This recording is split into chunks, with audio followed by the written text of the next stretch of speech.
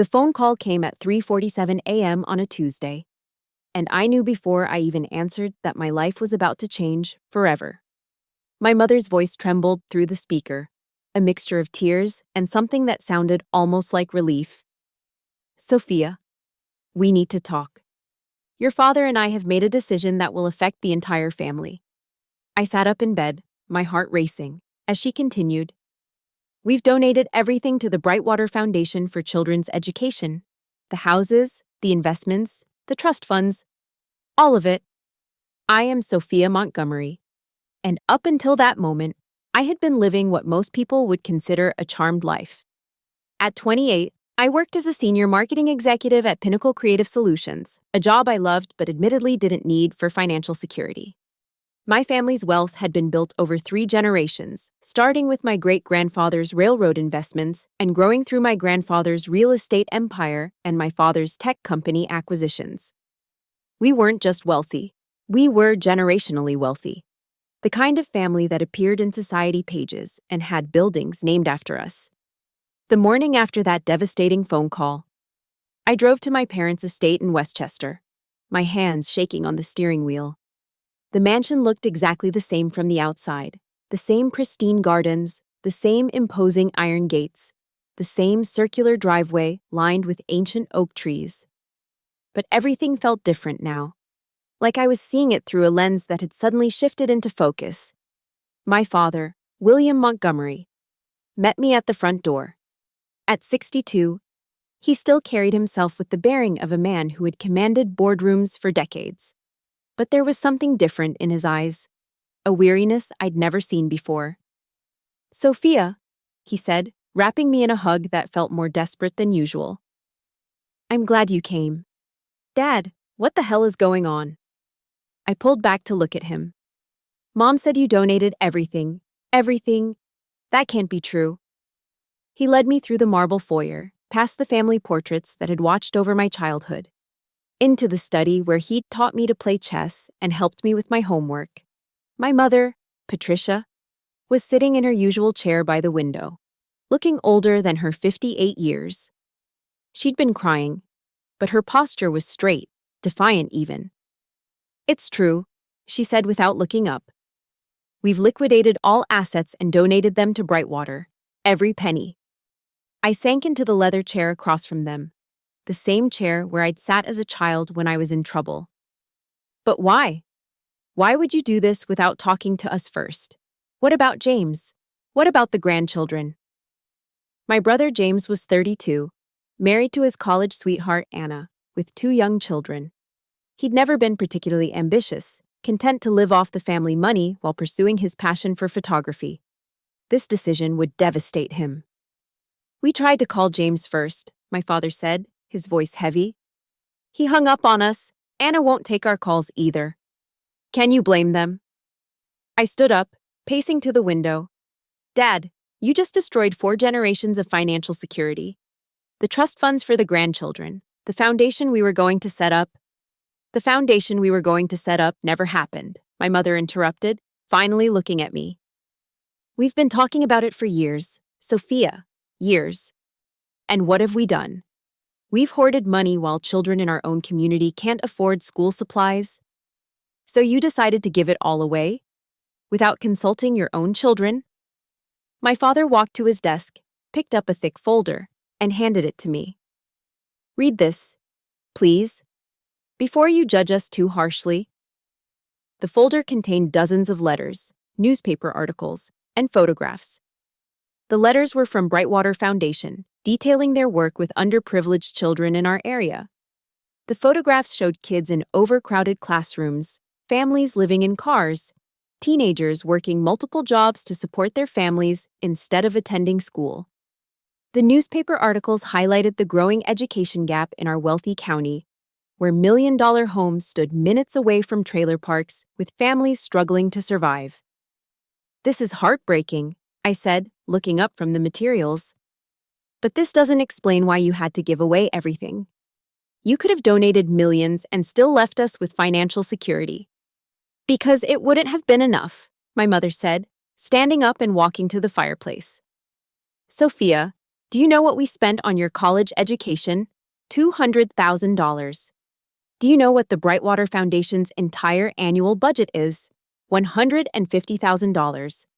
We spent more on your education than an entire foundation spends helping hundreds of children. I felt a flush of anger. I didn't ask to be born into this family. I didn't ask for expensive education or trust funds. But you gave them to me, and now you're acting like I'm ungrateful for having them. We're not saying you're ungrateful, my father said quietly. We're saying we finally realized how ungrateful we've been, how blind we've been to the suffering right in our own backyard. What triggered this sudden revelation? I asked, though I suspected I knew the answer. My parents exchanged a look. Your cousin Emma, my mother said finally. Emma was my father's brother's daughter, a social worker who had always been the black sheep of the family. She'd grown up wealthy like the rest of us, but had chosen a different path, working with disadvantaged youth in the city. We'd all admired her from a distance, but no one had ever taken her work seriously. It was seen as a phase, something she'd grow out of when she started her own family. She came to dinner 6 months ago, my father continued. She told us about a student she was working with, a girl named Maria whose family had been evicted from their apartment. Maria was sleeping in the family car but still managed to maintain a 4.0 GPA. Emma asked if we could help with just a month's rent, $1,500. We said yes, of course. But something about the way she looked at us when she asked, it haunted me. She didn't ask for money for herself, my mother added. She asked for a child she barely knew. And she looked at us like we were the last resort, like our family's wealth was something shameful that might be put to good use if we were lucky. I sat back down, the weight of their words settling over me. So, you decided to give it all away because Emma made you feel guilty? No, my father said firmly. We decided to give it all away because Emma made us realize we'd been living a lie. We'd been telling ourselves that we'd do something meaningful with our wealth someday, but someday never came. We were too comfortable, too insulated from the real world. But what about James? What about his children? You've left them with nothing. James is 32 years old, my mother said. He's intelligent, educated, and capable. He's never had to work hard for anything. And maybe that's our fault. Maybe we've done him a disservice by making life too easy for him. And the grandchildren? What about their college funds? They'll apply for scholarships like millions of other children do, my father said. They'll work part-time jobs, take out student loans, and appreciate their education in a way we never did. They'll be stronger for it. I stared at them, trying to process what they were saying. You really believe that? You really believe that struggling financially will make them better people? I believe that having everything handed to you doesn't make you a better person. My mother said, look at us, Sophia. Look at our family. We've been wealthy for generations. And what have we contributed to the world? Your great-grandfather built railroads. Your grandfather developed housing for working families. But what have we done? We've invested money and watched it grow while people in our own community suffered. I have a job, I protested. I work hard. I contribute to society. You have a job you love because you never had to worry about money. My father pointed out, you could afford to turn down higher-paying positions that you didn't find fulfilling. You could take risks because you had a safety net. That's a privilege most people don't have. He was right, and I hated him for it. I had always prided myself on being independent, on earning my own way. But the truth was that I'd never faced real financial pressure. I'd never had to choose between paying rent and buying groceries. Never had to work a job I hated just to survive. What about the house? I asked, looking around the study where I'd spent so many childhood hours. We're selling it, my mother said. The buyer is taking possession next month. We've rented a small apartment in town. A small apartment, I repeated. Mom, you've lived in this house for 30 years. And it's been beautiful, she said, her voice catching slightly. But it's also been excessive. We have 12 bedrooms, Sophia. 12. For what? We haven't had house guests in years. I walked to the window and looked out at the gardens where I'd played as a child, where my family had hosted elaborate parties, where I'd taken prom pictures and celebrated holidays. The thought of strangers living here, sleeping in my childhood bedroom, felt like a violation. "I need to call James," I said finally. "He won't take your calls either," my father warned. "Then I'll drive to his house." The drive to James's house in Connecticut took 2 hours. 2 hours of alternating between rage and disbelief. My phone kept buzzing with calls from friends and colleagues who had seen the news. Word was spreading quickly through our social circle. The Montgomery family fortune donated to charity. The estate going up for sale. The trust funds dissolved. James lived in a beautiful colonial house that my parents had bought for him as a wedding gift. It was worth about $2 million. And I realized with a sinking feeling that he would probably have to sell it now. His lifestyle had been entirely dependent on his trust fund disbursements. Anna answered the door, her face red from crying. "Oh, Sophia," she said, falling into my arms. "I'm so glad you're here. He's not taking this well." I found my brother in his home office, surrounded by financial documents and empty beer bottles. He looked up when I entered, and I was shocked by the anger in his eyes. "Did you know?" he asked without preamble. "Of course I didn't know. Do you think I would have kept this from you?" "I don't know what to think anymore," he said, gesturing at the papers scattered across his desk. "I've been trying to figure out how much money I have left. Do you want to know the answer? $17,000. That's it. That's all that's left of my trust fund that wasn't connected to the main estate. James, we'll figure this out. We'll find a way to what? To undo what they've done. It's too late. Sophia. The papers are signed, the money is gone. My children's college funds are gone. The down payment I was going to make on a beach house is gone. Everything is gone." I sat down across from him, noting the half-empty bottle of whiskey on his desk. "When did you start drinking in the afternoon?"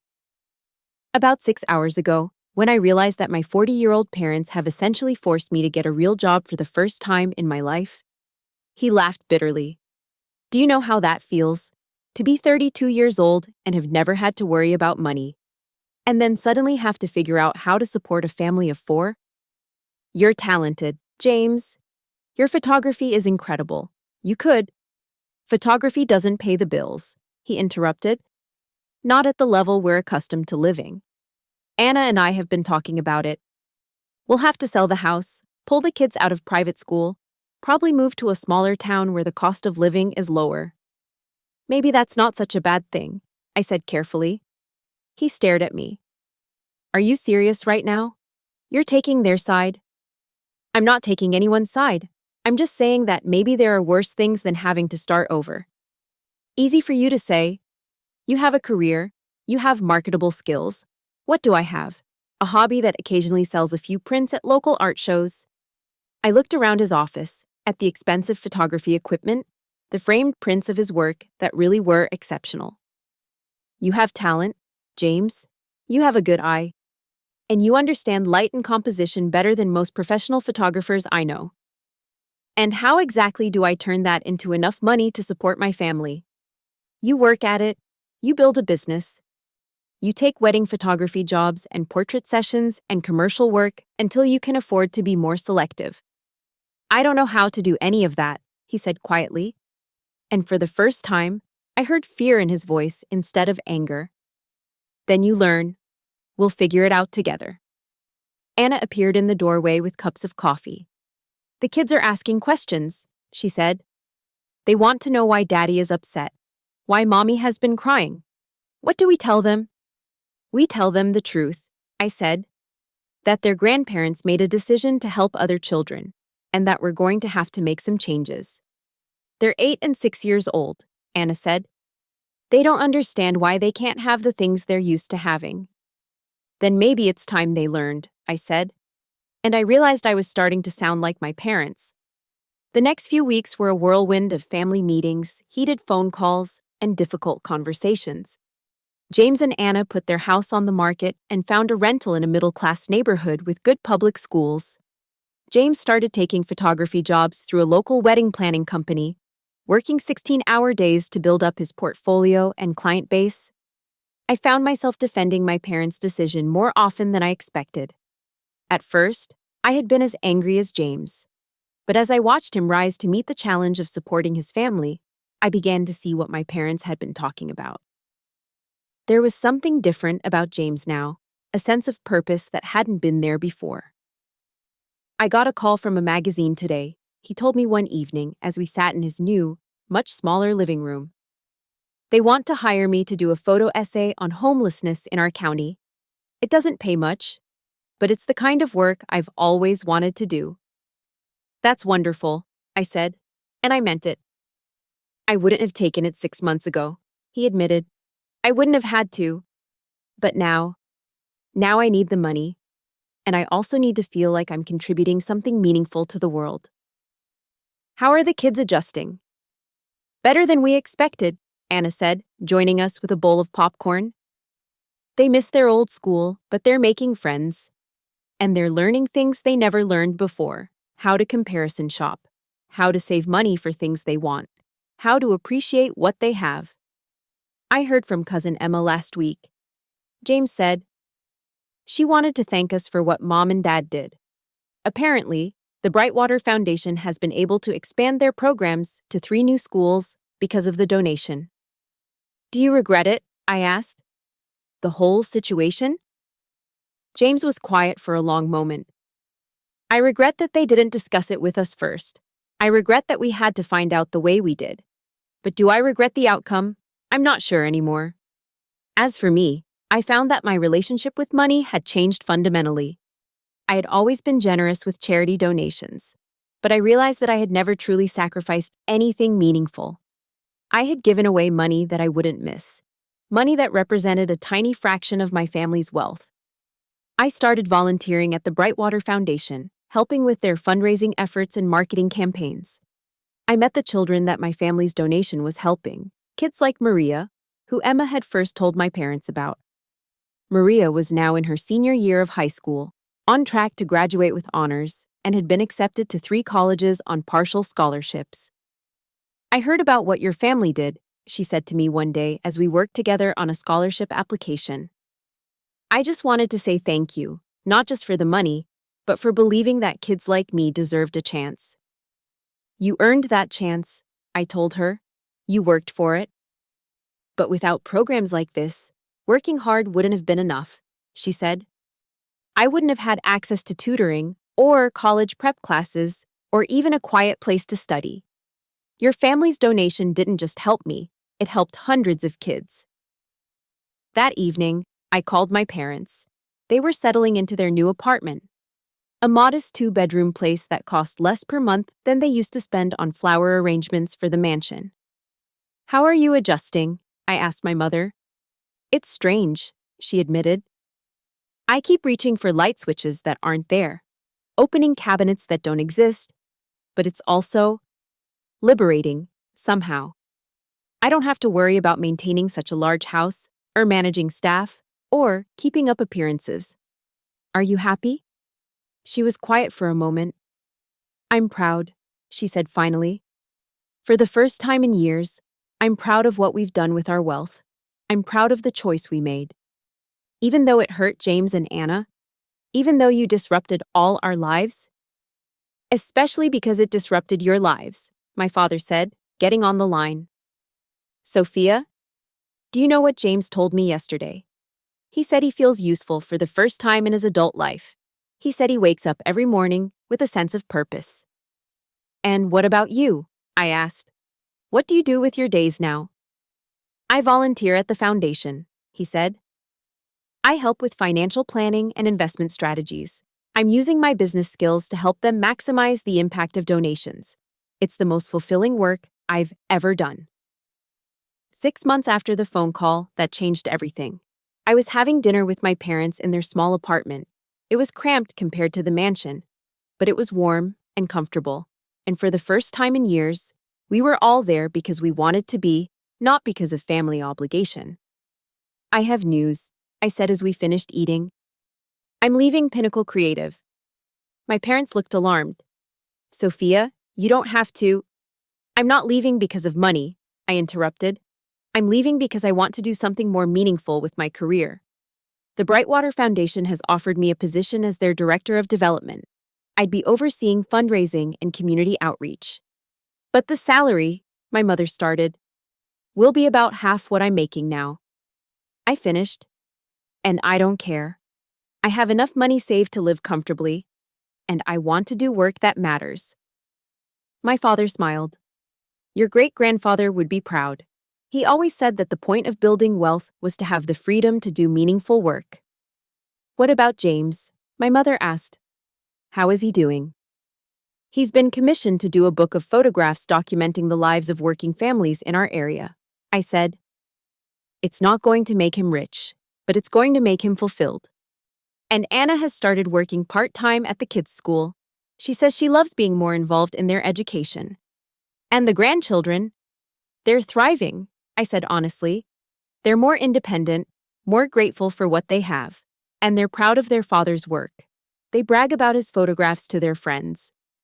As I drove home that night, I thought about the phone call that had started it all. At the time, it had felt like the end of the world. Now, it felt like the beginning of something new, not just for my family, but for the entire community that had benefited from my parents' radical generosity. I still missed the security of knowing that money would never be a problem. I still sometimes woke up anxious about my financial future in a way I never had before, but I also felt something I hadn't felt in years, a sense that my life had purpose beyond my own comfort and happiness. The Brightwater Foundation had grown from a small local charity to a regional organization, helping thousands of children access quality education. My parents had not just donated money, they had inspired others to give as well. Their story had been covered in newspapers and magazines, prompting other wealthy families to examine their own relationships with money and philanthropy. Do you ever regret it? I asked my mother one day as we worked together at the foundation office. She looked up from the grant application she was reviewing. I regret that we waited so long to do it, she said. I regret all the years we spent accumulating wealth instead of using it to make a difference. But you don't regret the impact on James and me? I regret that it was difficult for you, she said. But I don't regret forcing you both to discover what you're capable of when you have to rely on yourselves instead of a trust fund. A year later, James's book was published to critical acclaim. Anna had become the PTA president and was spearheading a campaign to improve resources for all the schools in their district. Their children were honor roll students who had learned to value hard work and education in a way that their privileged cousins in other wealthy families never had. As for me, I had found a career that felt like a calling. The Brightwater Foundation had tripled in size under my leadership, and we were now providing educational support to children in 5 counties. I was working harder than I ever had in my life, but I was also happier than I had ever been. The mansion where I grew up had been purchased by a tech entrepreneur who turned it into a retreat center for nonprofit organizations. Sometimes I drove by it, and instead of feeling sadness, I felt gratitude. The house was being used to help people make a difference in the world, just as my family's wealth had been. My parents had been right about one thing.